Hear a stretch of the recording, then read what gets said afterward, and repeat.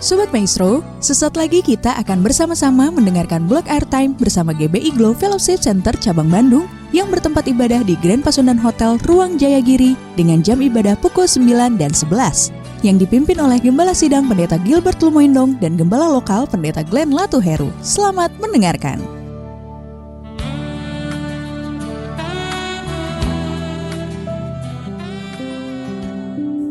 Selamat malam Sobat Maestro yang dikasih dalam Tuhan. Shalom, puji Tuhan. Saya bersuka cita malam hari ini boleh kembali menyampaikan firman Tuhan melalui siaran Blog Airtime Radio Maestro. Dan masih bersama pelayanan Gereja Bethel Indonesia, Jemaat Glow Fellowship Center Bandung. Dan masih bersama saya, Pendeta Glenn Latuheru, yang oleh anugerah Tuhan selama 25 menit ke depan kita akan belajar kebenaran firman Tuhan. Kita akan sama-sama diperlengkapi. Karena itu kita minta hikmat dari Tuhan, kita minta Roh Kudus mengajarkan kita, menuntun kita, membimbing kita, untuk kita bukan hanya mengerti, tapi kita juga diberikan kemampuan untuk melakukan kebenaran firman Tuhan. Karena saya percaya Sobat Maestro dikasih dalam Tuhan, firman Tuhan yang kita dengar mendatangkan kekuatan, firman Tuhan yang kita dengar mendatangkan damai sejahtera, firman Tuhan yang kita dengar mendatangkan jalan keluar bagi setiap kita. Firman Tuhan dahsyat, firman Tuhan luar biasa. Karena itu malam hari ini kita mau siapkan hati kita, malam hari ini kita mau berikan hati kita kepada Tuhan supaya ditaburi, diisi oleh rema kebenaran firman Tuhan yang pada akhirnya hidup kita diubahkan, hidup kita terus dibaharui hari demi hari. Kita tundukkan kepala kita datang kepada Tuhan. Bapa yang baik, terima kasih Tuhan Yesus, oleh anugerah Tuhan kami masih boleh diberikan kepercayaan untuk mendengarkan sebagian daripada firman-Mu. Tuhan, tolong kami untuk kami mengerti akan setiap firman yang kami dengar. Kedepannya nanti Tuhan, tolong kami, mampukan kami sehingga setiap firman yang nantinya kami dengar boleh menjadi rema dalam kehidupan kami. Dimampukan kami oleh kuat kuasa Roh Kudus untuk kami menjadi pelaku-pelaku firman-Mu dalam kehidupan keseharian kami. Bicara bagi masing-masing kami, ya Allah Roh Kudus, karena kami siap mendengarkannya. Di dalam nama Tuhan Yesus kami berdoa. Haleluya. Amin, amin. Nah, Sobat Maestro yang dikasih dalam Tuhan, malam hari ini kita akan sama-sama belajar dari 1 Petrus pasalnya yang kedua. 1 Petrus pasalnya yang kedua, ayat yang pertama sampai dengan ayatnya yang kelima. 1 Petrus 2 ayat pertama sampai dengan ayatnya yang kelima.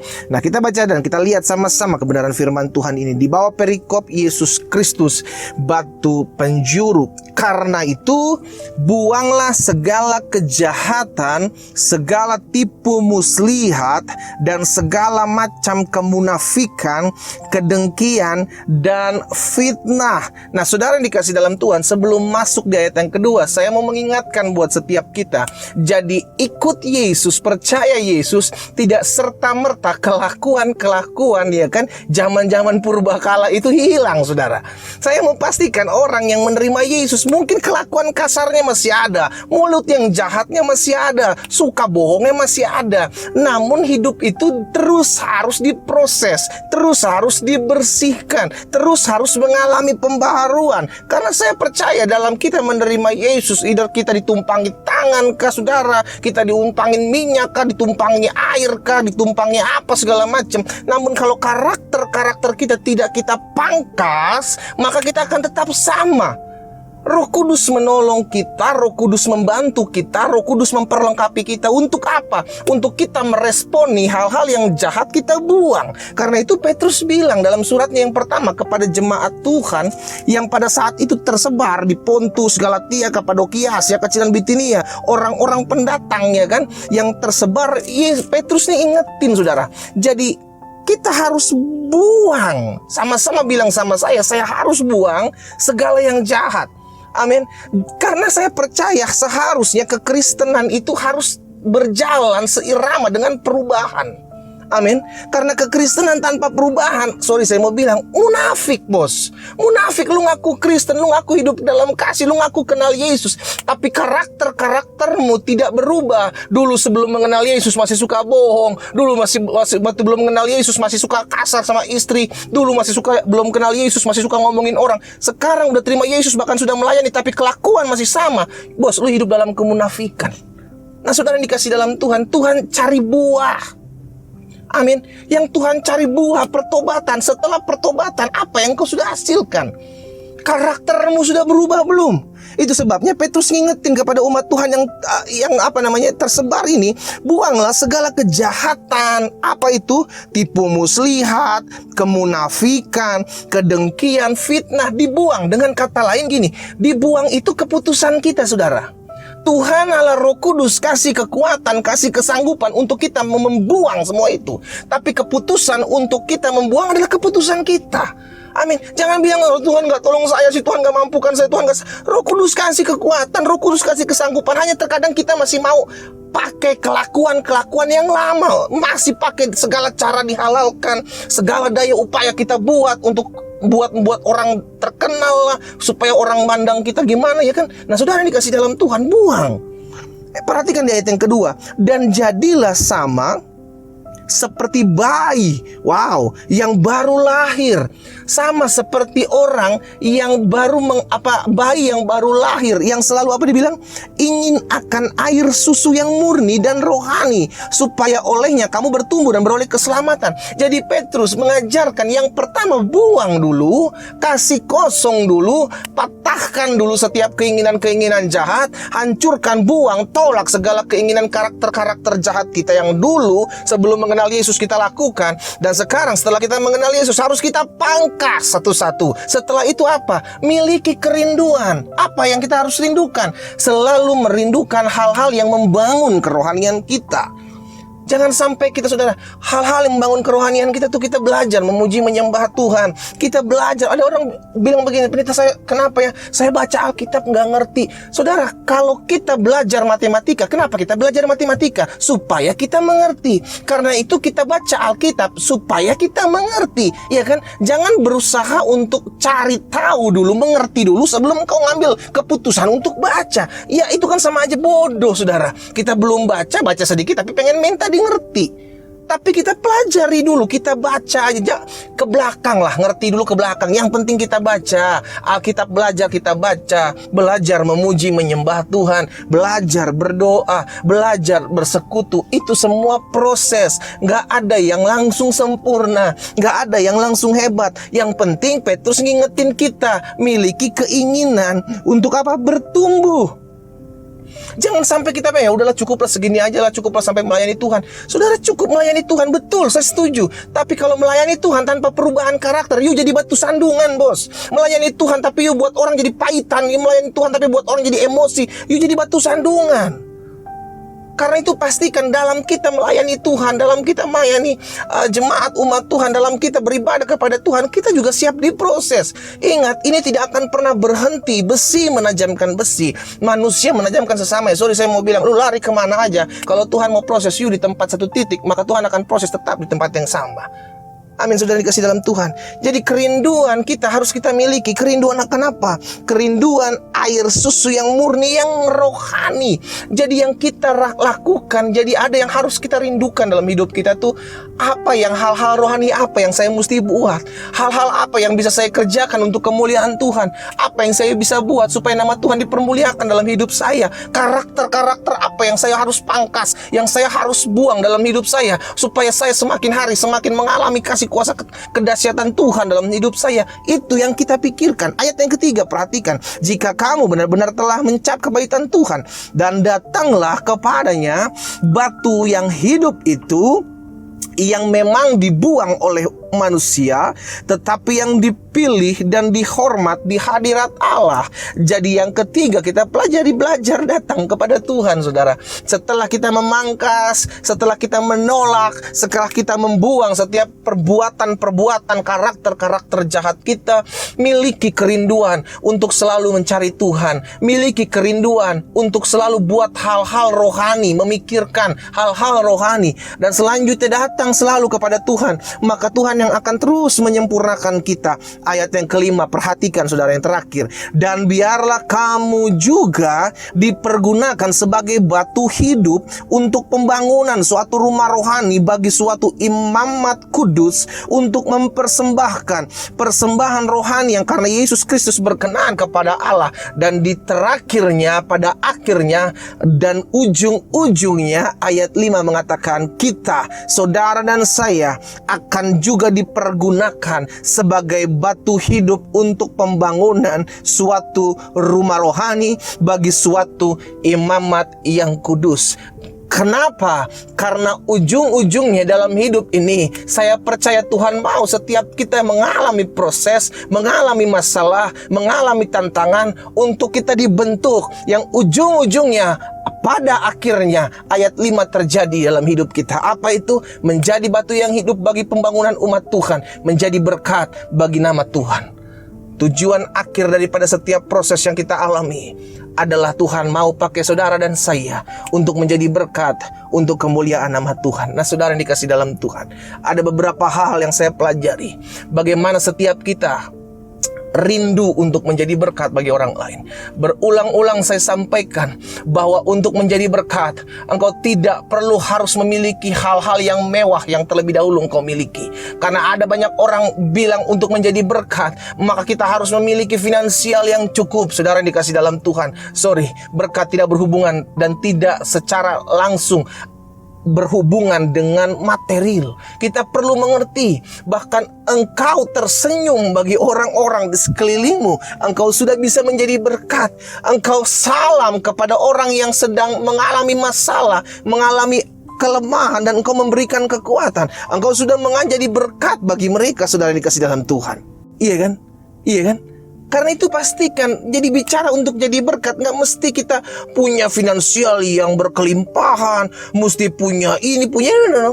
Kita apa yang kita bisa buat, apa yang kita bisa kerjakan untuk memuliakan Tuhan, untuk menguatkan orang lain, untuk menghibur orang lain, itu sudah jadi berkat, sudah dikasih dalam Tuhan. Karena itu pastikan kita ada, kita diproses, kita diperlengkapi. Dan malam hari ini saya mau ingatkan, Tuhan mau setiap kita ada untuk menjadi berkat. Saya pastikan, saudara. Kenapa? Karena untuk itulah engkau dipanggil untuk menjadi berkat, iya kan? Karena itu saya pelajari ada beberapa hal dari 1 Petrus pasal yang kedua ayat 1 sampai 5 ini. Beberapa hal bagaimana setiap kita bisa menjadi berkat bagi sesama. Saudara, saya mau pastikan kerinduan Tuhan satu, supaya melalui saudara dan saya hidup kita jadi batu yang hidup. Amin. Kita bukan sedang tidak mau menjadi berkat bagi orang lain. Jangan sampai kita terus mendengarkan firman hanya memperlengkapi, namun tidak pernah praktek, namun tidak pernah keluar, namun tidak pernah jadi berkat. Kita sama aja sedang mengumpulkan sesuatu bagi kita, namun kita tidak pernah membagikan bagi orang lain. Karena itu malam hari ini saya mau ingatkan buat setiap kita, ketika kita terus diperlengkapi oleh firman Tuhan, ketika kita terus dibenahi, kita terus dikikis, kita terus diproses, tujuannya satu, Tuhan mau setiap kita, saudara dan saya, menjadi berkat kemanapun Tuhan utus engkau. Minimal melalui keberadaan kita, orang mengucap syukur kepada Tuhan. Yang pertama, bagaimana seorang bisa menjadi berkat bagi sesama. Saya pelajari di ayat yang pertama. Yang pertama yang harus kita buat adalah buang segala yang jahat. Kembali lagi saya mengulang hal ini, saudaraku. Kenapa? Jangan sampai kita menjadi Kristen namun kelakuan kita tetap sama sebelum kita mengikuti Yesus. Jangan sampai ketika kita sudah mengikuti Yesus, beribadah kepada Yesus, bahkan melayani Tuhan, namun kelakuan kita sama seperti belum kita mengenali Yesus. Wow. Kita ingat, saudara, ketika Yesus ada di muka bumi, yang Yesus tegur keras adalah orang-orang apa? Orang-orang munafik yang hanya terlihat baik di depannya namun di belakangnya jahat. Saudara, saya mau bilang begini, kalau kita menjadi orang yang memiliki dua karakter baik hanya kita lakukan ketika kita sedang ada di depan umum, kita sedang ada di depan orang banyak, namun karakter jahat kita lakukan di tengah-tengah orang tidak melihat kita. Saya mau bilang, jangan pikir Tuhan tidak melihat, saudara. Jangan pikir Tuhan tidak pernah melihat kita. Alkitab mencatat semua terlihat di mata Tuhan. Semua terlihat dan terbuka di mata Tuhan. Tidak ada yang bisa kita sembunyikan, saudaraku. Apa yang ada dalam hati kita saat ini pun, malam ini pun, Tuhan tahu. Karena itu yang pertama, untuk menjadi berkat bagi sesama, buang segala yang jahat. Kenapa? Karena kalau kita tidak membuang segala yang jahat karakter kita, kita akan susah menjadi berkat. Kenapa? Kita akan hitung-hitungan. Oh, orang ini baik sama saya mau jadi berkat buat dia. Oh, orang ini cincai sama saya menjadi berkat buat dia. Orang ini nolong pada saat saya susah, saya menjadi berkat sama dia. Kalau kita hanya menolong, kita hanya menjadi berkat bagi orang-orang yang pernah berbuat baik sama kita. Yesus bilang begini, orang yang jahat juga bisa melakukan hal yang seperti itu. Amin. Kita hendaklah engkau sama seperti Tuhan yang memberikan hujan kepada orang yang jahat dan orang yang baik, memberikan matahari kepada orang yang jahat dan orang yang baik. Mungkin sebagian kita bilang, tapi kan itu Tuhan, saya bukan Tuhan, saya masih punya perasaan pendeta. Saudara yang dikasih dalam Tuhan, itulah sebabnya Pak Petrus ngingatin kita, buang segala yang jahat. Apa itu segala yang jahat? Hitung-hitungan. Amin. Kalau hitung-hitungan itu bukan produk sorga, saudara. Bukan produk sorga. Hitung-hitunganmu, selama engkau buat baik sama saya akan buat baik samamu. Tapi kalau engkau buat jahat sama saya bisa lebih jahat. Oh, itu produk dunia. Itu produk dunia, sudah dikasih dalam Tuhan. Yesus tidak mengajarkan hal seperti itu. Yang Yesus ajarkan, jika ada orang yang menampar pipi kirimu, kasih pipi kanan. Jika ada orang yang minta bajumu, beri juga jubahmu. Saudara yang dikasih dalam Tuhan, yang Yesus berikan lebih. Itulah sebabnya Yesus berbeda dengan orang-orang lain. Yesus berbeda dengan pengajaran-pengajaran lain. Itulah inti kekristenan. Amin. Kalau kita lakukan hal yang sama seperti dunia lakukan, apa bedanya kita? Kita bilang kalau garam itu tidak lagi menjadi asin, tidak ada lagi gunanya selain untuk diinjak orang. Yang pertama, buang segala yang jahat. Pastikan, memang tidak mudah saudara, tapi pelan. Hari ini engkau berjuang sedang apa? Engkau mungkin sedang berjuang tidak lagi bohong. Gak apa, terus berjuang setiap hari. Lama-lama engkau naik levelnya, mulai lagi bohong. Apalagi yang engkau sedang diproses, di bagian mana lagi yang engkau sedang diproses oleh Tuhan. Lama-lama engkau menjadi segambar dan serupa. Amin. Betul, saya bilang, pada akhirnya kita akan hidup memuliakan Tuhan ketika karakter-karakter lemah kita, karakter-karakter jahat kita dipangkas, dibuang. Dan ingat saudara, Roh Kudus hanya kasih kekuatan, Roh Kudus mengingatkan. Yang memutuskan untuk membuang adalah saudara dan saya, pribadi kita sendiri. Yang kedua, bagaimana seorang bisa menjadi berkat bagi sesamanya? Yang pertama, buang segala yang jahat. Yang kedua, miliki hati yang selalu haus akan firman Tuhan. Nah, ini adalah sebuah tindakan setelah orang memangkas segala yang jahat, setelah orang berusaha untuk memadamkan, membuang segala yang jahat. Karena itu dipastikan miliki rasa haus, miliki rasa lapar akan firman Tuhan. Karena Yesus bilang begini, barang siapa lapar dan haus akan kebenaran, akan firman, maka kepadanya akan dipuaskan. Jadi ketika kita mau beribadah kepada Tuhan, ketika kita bangun pagi, kita memuji, menyembah Tuhan, miliki settingannya saudara. Settingan hati kita mesti benar. Settingan hati kita harus bilang begini, Tuhan, saya lapar, haus akan firman-Mu. Sampaikan sesuatu apa yang Tuhan mau untuk saya sampaikan, sehingga hidup saya semakin hari semakin diubahkan. Jadi ketika kita mau menghadap tahta Tuhan, hati kita sudah dipersiapkan. Amin. Ketika kita mau bersekutu dengan Tuhan, hati kita sudah benar di hadapan Tuhan. Sehingga ketika kita bertemu dengan Tuhan, kita dapatkan sesuatu. Oh iya, saya dapat terima dari setiap ibadah ini, saya dapat terima dari setiap renungan firman Tuhan ini. Karena itu yang kedua, bagaimana seorang bisa menjadi berkat bagi sesamanya? Miliki hati yang selalu haus akan firman.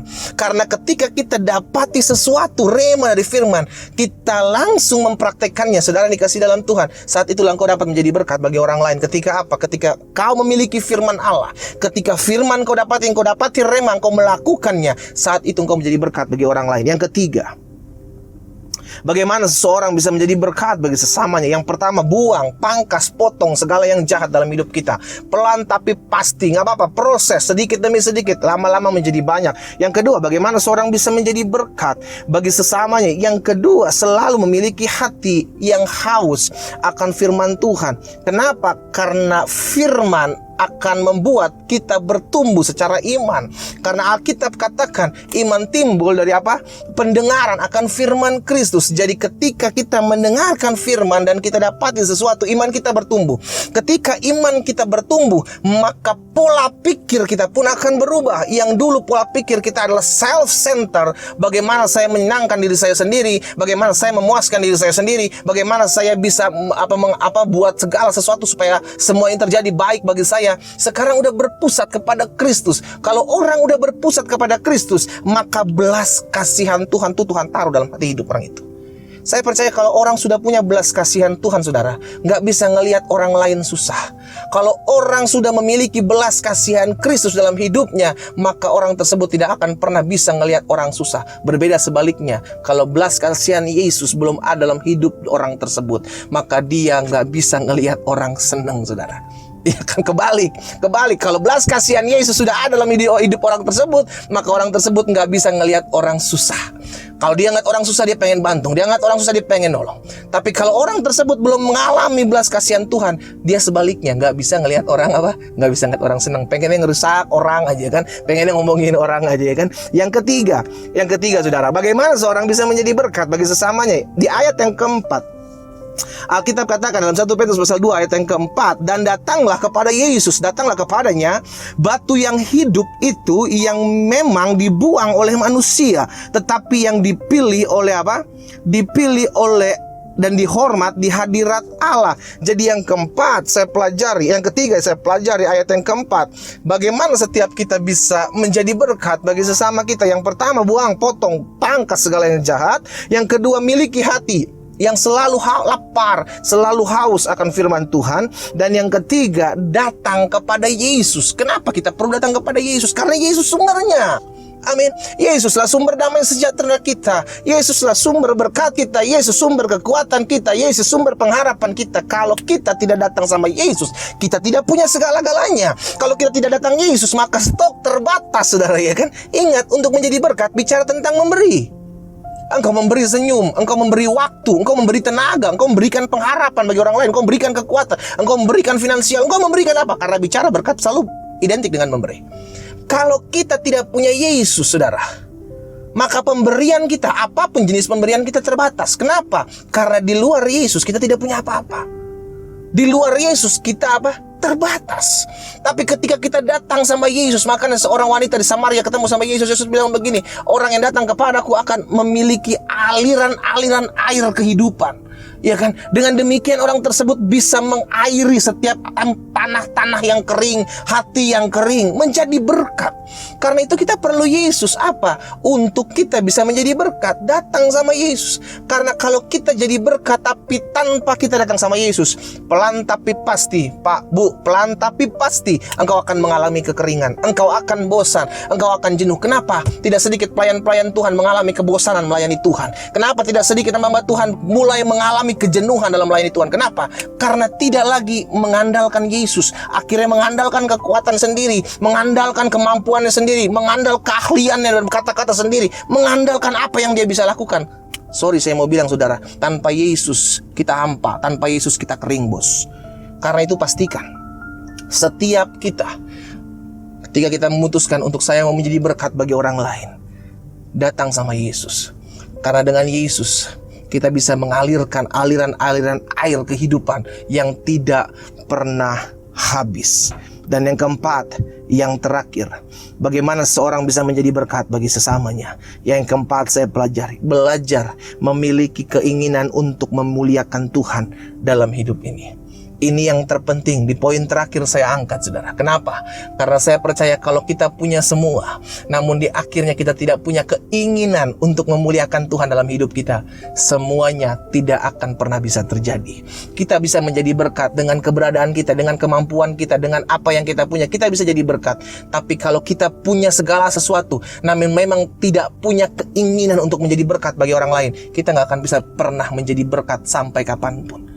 Karena itu 4 hal ini saya bagikan buat setiap kita, saudara dikasih dalam Tuhan. Jadi orang Kristen harus belajar memangkas kelemahan-kelemahan karakter-karakter jahat. Yang memutuskan adalah kita.